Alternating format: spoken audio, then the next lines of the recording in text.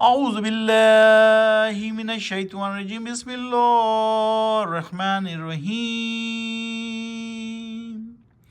وَلَقَدْ فَتَّنَّا سُلَيْمَانَ وَأَلْقَيْنَا عَلَى كُرْسِيِّهِ جَسَدًا ثُمَّ أَنَابَ۔ ابھی آپ کے سامنے آیت نمبر 34 یعنی 34 کی تلاوت کی گئی، سورہ سعد، اور پارہ ہے 23واں ومالیہ۔ سعد 38ویں صورت ہے اور پارہ ہے 23واں ومالیہ۔ آج ہم کریں گے 34 سے 42 تک کی تلاوت، 34 سے 42 تک کی تلاوت اور اس کا ترجمہ پڑھیں گے۔ آئیے 34 کا ترجمہ پڑھتے ہیں۔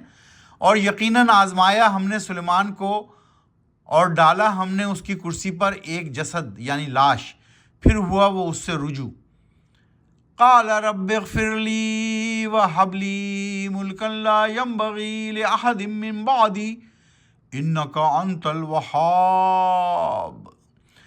دعا کی سلیمان علیہ السلام نے اس وقت، اے میرے رب کر دے مجھ کو معاف اور عطا فرما مجھ کو ایسی حکومت جو نہیں ملی ہو کسی کو میرے بعد، یقیناً تو ہی ہے الوہاب یعنی عطا کرنے والا۔ اللہ سبحانہ وتعالیٰ کے حضور سلیمان علیہ السلام نے دعا مانگی کہ اے میرے رب تو مجھ کو معاف فرما دے اور مجھ کو ایسی حکومت عطا فرما جو کسی کو نہ ملی ہو میرے بعد۔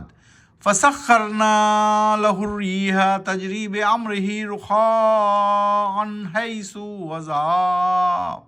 أَصَابَ۔ رخان حیث و اصاب، پھر مسخر کر دیا یعنی تابع کر دیا اللہ سبحانہ وتعالیٰ نے۔ کیا مسخر کر دیا ان کے لیے؟ کہ اس کے لیے ہوا کو جو جلتی تھی اس کے حکم سے، یعنی ہوا کو ان کے تابع کر دیا۔ اللہ سبحانہ وتعالیٰ نے سلیمان علیہ السلام کے تابع کر دیا ہوا کو، جو چلتی تھی اس کے حکم سے، نرمی کے ساتھ، جس طرف وہ سلیمان ارادہ کرتا تھا۔ تو جس طرح وہ چاہتے تھے ہوا کو حکم دیتے تھے، وہ اسی طرح نرمی کے ساتھ چل پڑتی تھی۔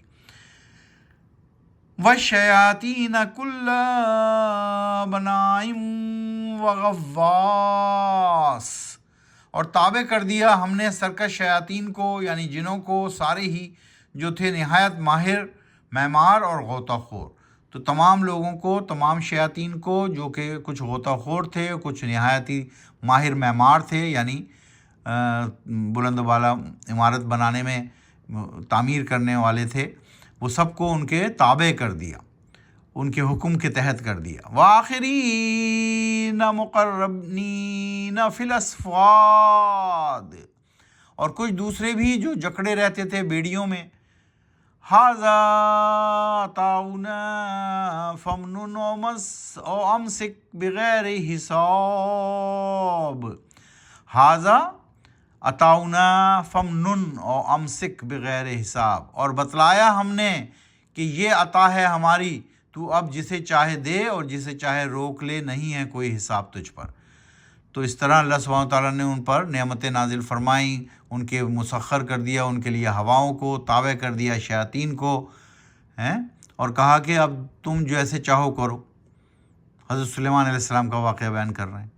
وَإِنَّا لَهُ عِندَنَا لَزُلْفَىٰ وَحُسْنَ مَآبٍ، اور یقیناً اس سلیمان کے لیے ہمارے ہاں تقرب کا مقام ہے، یعنی وہ ہمارے قریب ہیں، ان کا مقام قریب ہے ہمارے، اور بہترین ٹھکانہ ہے ان کے لیے۔ وَاذْكُرْ عَبْدَنَا أَيُّوبَ إِذْ نَادَىٰ رَبَّهُ إِنِّي مَسَّنِيَ الشَّيْطَانُ بِنُصْبٍ وَعَذَابٍ،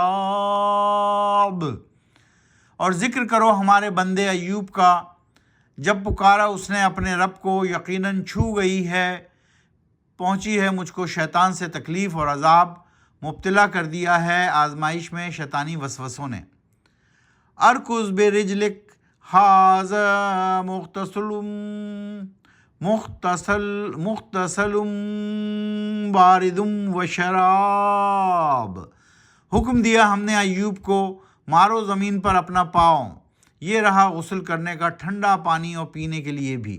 تو جب انہوں نے اللہ نے حکم دیا کہ اپنا پاؤں زمین پر مارو، تو پانی نکل پڑا، اور یہی پانی ایسا ٹھنڈا تھا جو کہ غسل کرنے کے لیے بھی تھا اور پینے کے لیے بھی تھا۔